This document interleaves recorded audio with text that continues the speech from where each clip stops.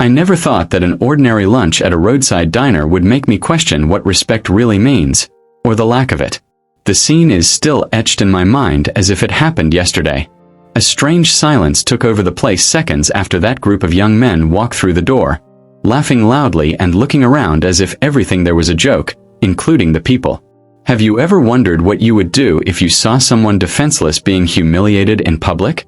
Have you thought about whether you would have the courage to stand up, even without saying a single word?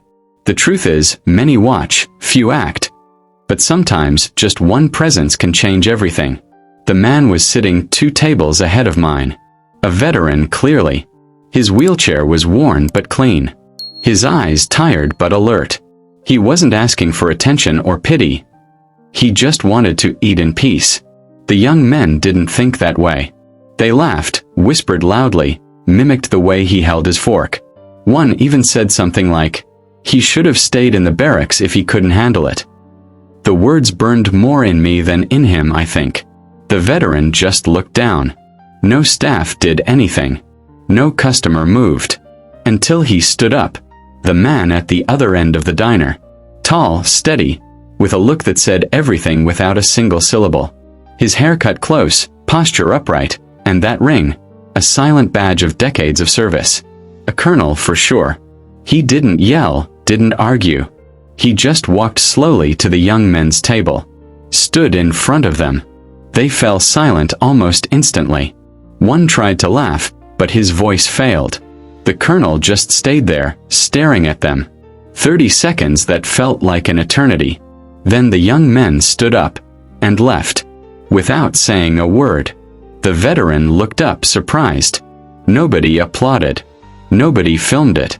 But at that moment, everyone in the restaurant learned something that isn't taught at home or school. And I, watching everything from my table, felt something inside me change. The colonel stood for a few more seconds, as if assessing the room. Silence still ruled the diner. It was strange how a simple gesture, not even a gesture but a presence, had flipped the whole place. Everyone's eyes were on him, but he seemed to ignore it. His eyes slowly turned to the veteran, and then, with the same calm with which he had stood, he walked over to his table. I could see the veteran trying to hide his emotion. His hands trembled slightly, not from fear, but perhaps from a mix of relief and pride. The colonel said nothing. He just firmly touched his shoulder and nodded. A gesture between battle brothers, between men who understood firsthand the weight of the uniform, the pain of sacrifice, and the silence of coming home. That moment hit me harder than any speech. The veteran looked up and tried to smile. It wasn't easy. He had an old scar running across part of his face, and his deep-set eyes told stories no one there would ever hear. He didn't thank with words. He just put his hand on his chest, then extended it to the colonel. The handshake between them was brief, but not weak. It was like an invisible bridge being built right there, in front of everyone. The waitress, who had seemed frozen behind the counter until then, slowly approached. She left a fresh coffee on the veteran's table. "On the house," she said quietly. He nodded. For the first time, I noticed he was truly smiling. The colonel sat with him. They remained silent for a while, like 2 old friends who met by chance, even without ever having seen each other before. A few minutes passed. Conversations slowly returned to the diner, but in a much softer, more respectful tone. I kept watching. And then the unexpected happened. The veteran looked around and caught my attention with a small gesture. I pointed to myself, surprised. He nodded slightly in confirmation. I stood up and walked over to their table. The colonel looked at me, not with suspicion, but like someone who measures intentions before hearing words. The veteran then spoke. The first time I heard him speak. His voice was firm but low. "Thank you for not looking away." I didn't know what to say. I just nodded, feeling a lump in my throat. The colonel then spoke. His voice was deep and deliberate. "You saw. That's more than many would do." I stood there, unsure whether to sit or back away. But then he pulled out a chair with his foot and looked at the waitress. "Another coffee here, please." I sat down. And at that moment, I realized that this ordinary lunch had turned into something I would never forget. The 2 began talking. They spoke about old bases, names of cities I barely knew, about battles, about friends who never came back. I didn't understand everything, but I listened quietly, like an attentive student. The colonel said he served for 34 years. 3 wars, countless operations, and a family he almost lost in the middle of it all. The veteran, named Hank, had served only 6 years before being injured. But he said those were the 6 most important years of his life. Neither of them considered themselves heroes, and neither seemed to want pity. When the conversation paused, Hank looked at me. They think we're broken old men, but we've got thorns on our backs they'd never endure. The colonel just nodded, staring at his coffee cup as if seeing something far beyond it. The restaurant door opened again. 2 elderly ladies entered with a small grandson. The boy pointed at Hank's wheelchair with curiosity, and one of the ladies, visibly embarrassed, tried to pull him away. Hank smiled.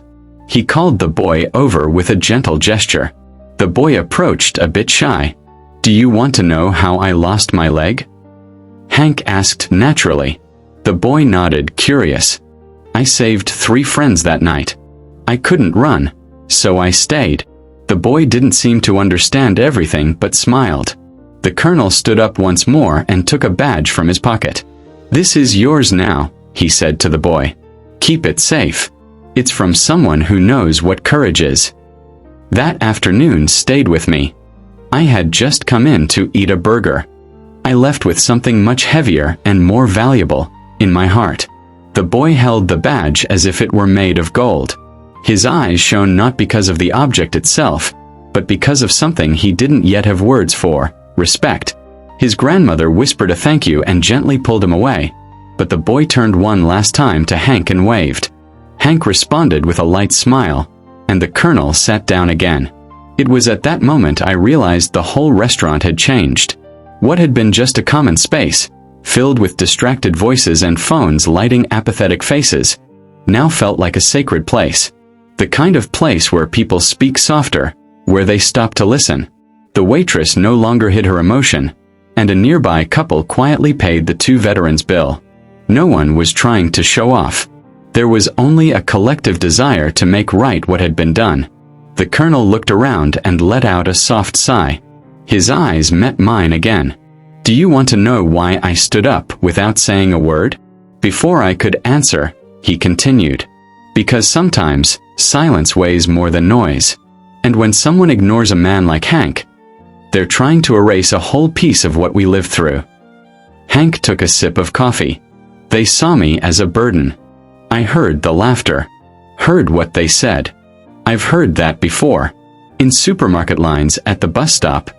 When they don't think we're listening." His hand gripped the cup lightly, as if holding something much more fragile.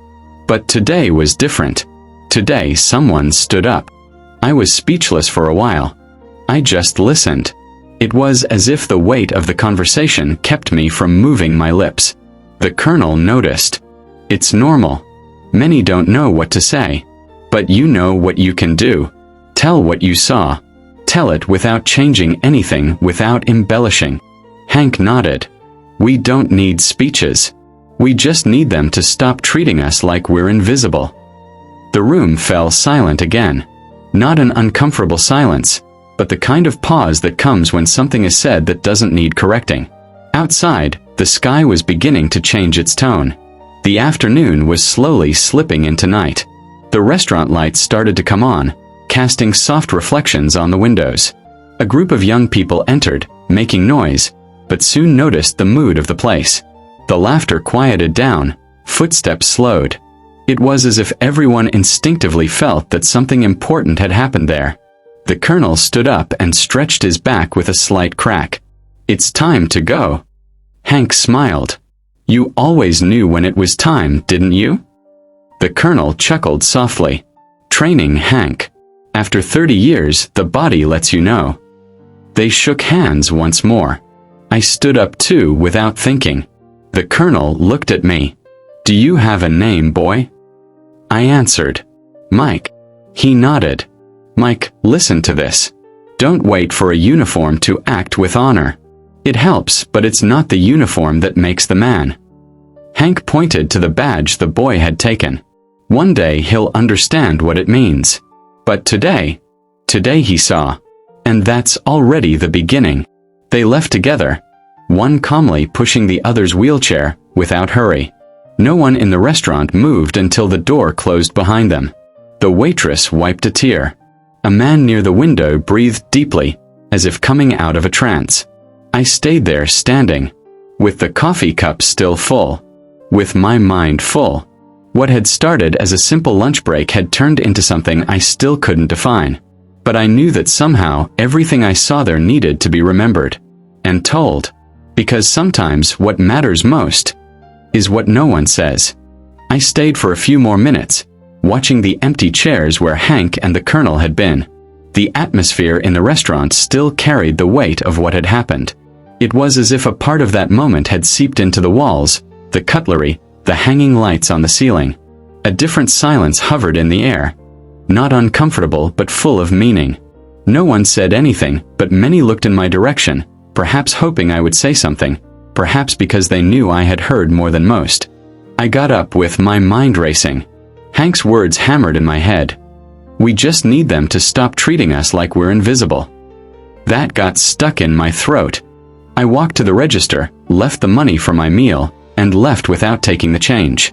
The door closed behind me with a soft thud, muffled by the distant sound of tires on the road. The afternoon had given way to night. The streets took on orange and purple hues under the old street lamps. The city seemed slower. I got into my car and drove aimlessly for a few blocks.